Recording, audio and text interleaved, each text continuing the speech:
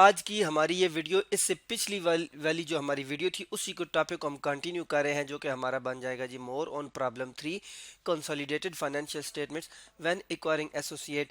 तो इससे पिछली वीडियो को हम देख रहे थे, तो उसके अंदर हम देख रहे थे कि जब कंसोलिडेटेड फाइनेंशियल स्टेटमेंट्स के अंदर जो इनकम स्टेटमेंट होती है वो हम बनाते हैं और हमारी एक सब्सिडरी भी कंपनी और साथ में हमारी एसोसिएट कंपनी भी हो, तो कंसोलिडेटेड फाइनेंशियल स्टेटमेंट्स के अंदर एसोसिएट कंपनी की अकाउंटिंग हम किस तरह करेंगे, जिसके लिए हमने एक इक्विटी मेथड पिछली वीडियो के अंदर डिस्कस किया था।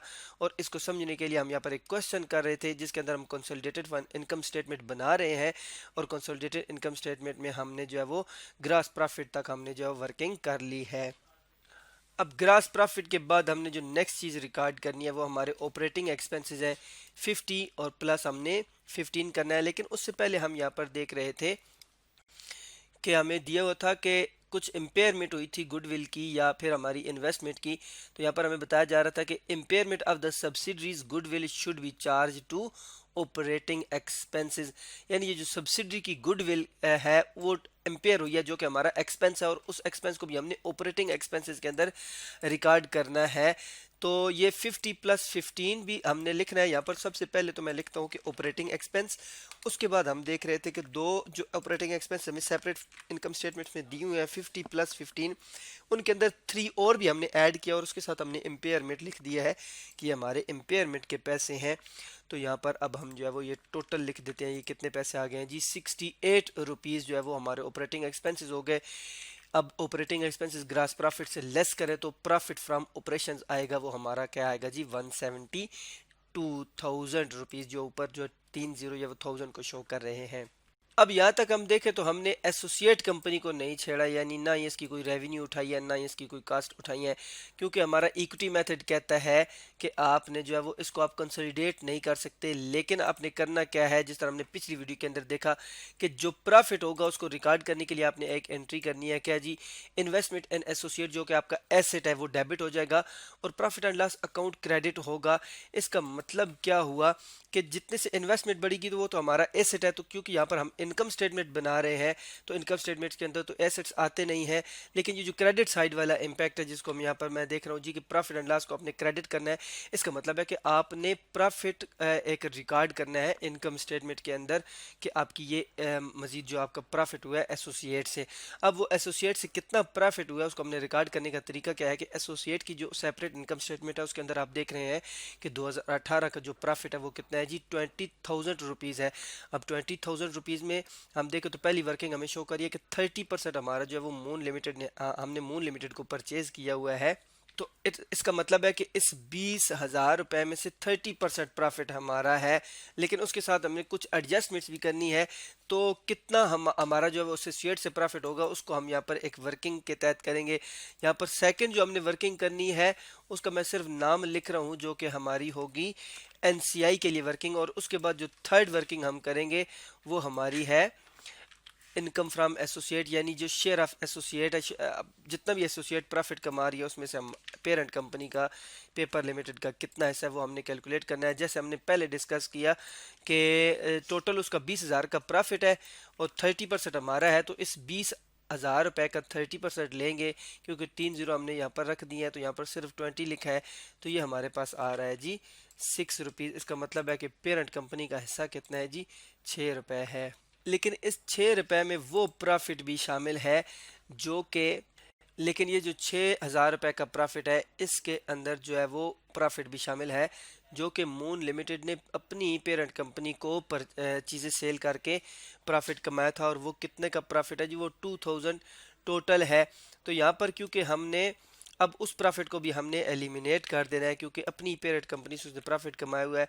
लेकिन अब वो 2,000 जो है वो ओवरऑल कंपनी के लिए प्रॉफिट था, लेकिन वो पूरी कंपनी में से हमारा जो 30% शेयर है, तो 30% of the provision of the unrealize profit हम लेंगे, यानी 2,000 का हमने कितना लेना है जी 30% लेना है। तो ये तकरीबन हमारा आ जाएगा 6,000 रुपीज़ का अनरियलाइज्ड प्रॉफिट।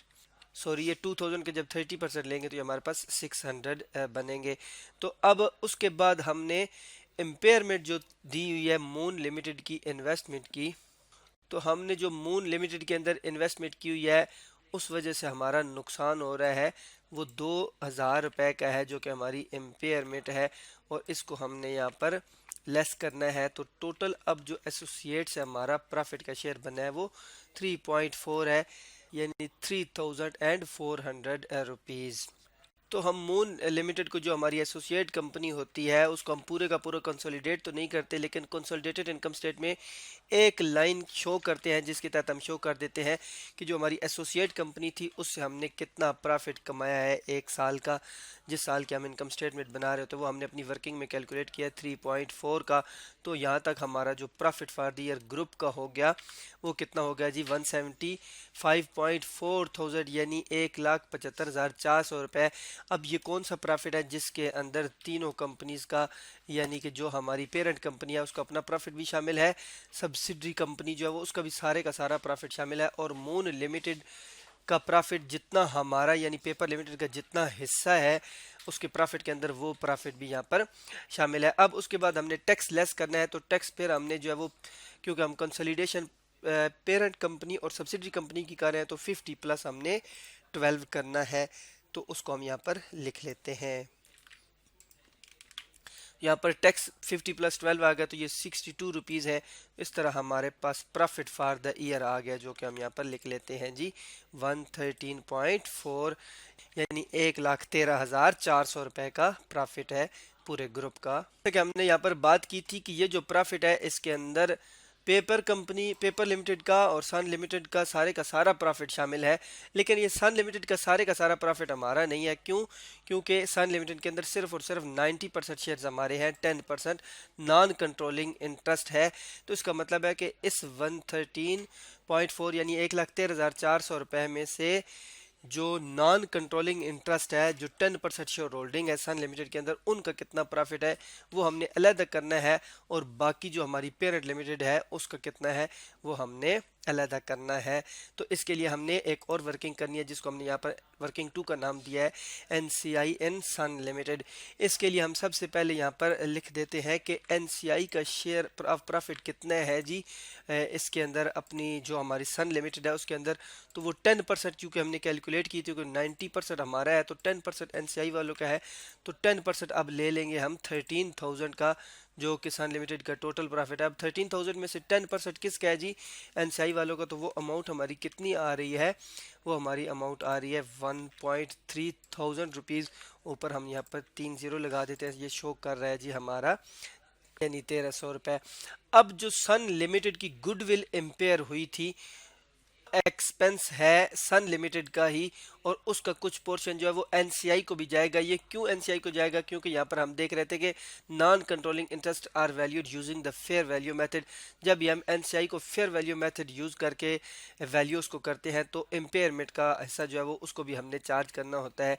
तो यहाँ पर हम जो है वो अमाउंट लिख देते हैं, जितनी इम्पेयरमेंट का पोर्शन जो है वो उसको जाएगा। टोटल 3,000 की इम्पेयरमेंट हुई थी, जिसमें से 10% इसका है इम्पेयरमेंट का एक्सपेंस। तो इस वजह से NCI का प्रॉफिट जो है वो कम होगा, और वो कितना होगा जी, यहाँ पर हम देख रहे हैं कि ये 1,000 रह जाएगा। अब इसको हम यहाँ पर इनकम स्टेटमेंट में शो कर देते हैं इकट्ठे। यहाँ पर हमने वर्किंग की है कि ये जो 113.4 है अमाउंट एट्रीब्यूटेड टू जो नॉन कंट्रोलिंग इंटरेस्ट है, जो कि हमने अभी वर्किंग की है 2, उसके अंदर 1 आ रहा था, तो टोटल प्रॉफिट 113.4 है। 113.4 में से ये 1 अगर नॉन कंट्रोलिंग इंटरेस्ट है, तो बाकी सारे का सारा पेरेंट कंपनी का है, जो कि हमारी पेपर लिमिटेड है। तो आज की इस वीडियो के अंदर हमने सीखा कि जब कंसोलिडेटेड इनकम स्टेटमेंट बनाई जा रही हो, तो एसोसिएट कंपनी भी साथ में हमारी कोई ना कोई हो, तो उसको हम इनकम स्टेटमेंट के अंदर कैसे जो है वो रिकॉर्ड करते हैं, जिसके तहत हमने देखा कि 1 लाइन हम देते हैं कि share of profit from associate company हमारा कितना है, वो हम शो कर देते हैं, और बाकी जो कंसोलिडेशन करते हैं वो हम पेरेंट कंपनी और सब्सिडरी कंपनी की करते हैं। इस वीडियो में और इससे पिछली वीडियो के अंदर तो हमने इनकम स्टेटमेंट बनाना सीखी। इससे अगली वीडियोस के अंदर हम स्टेटमेंट ऑफ फाइनेंशियल पोजीशन भी बनाएंगे, यानी कंसोलिडेटेड फाइनेंशियल स्टेटमेंट पोजीशन, जिसके अंदर हम देखेंगे कि एसोसिएट को हम किस तरह रिकॉर्ड करते हैं।